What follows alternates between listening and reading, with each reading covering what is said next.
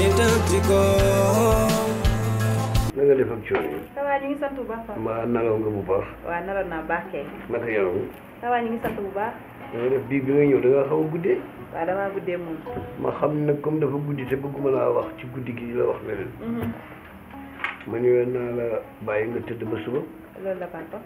na ngeen def. ñu ngi sant bu baax kay. waaye ma jàmm la rek. waa jàmm la kay. ana sëñ ba. sëñ bi mu ngi fi.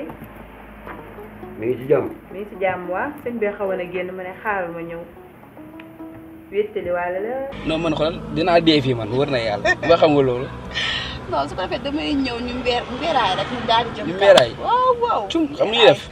balaa ngaa ñëw balaa dara xew paas 100000 laa lay jox paas. dégg nga balaa dara xew paas laa lay jox 100000 quand même nag. jaral nga ma ko. kuy door a mën kuy saaga. bokk maag benn xale bojo bojo yi dem seen morom. non seen dégg ñu naan bajo bajo yee seen baay ñëw na. tamit nag baaxul booyee nag.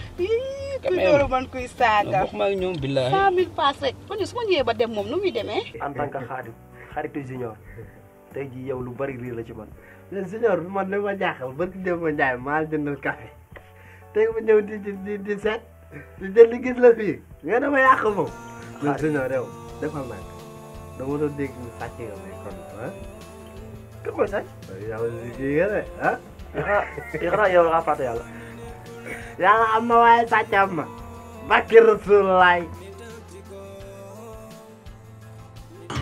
Retrouvez votre série Nit ak Jikkoom les mardis et tous les samedis à partir de 19h30 sur youtube stv.com.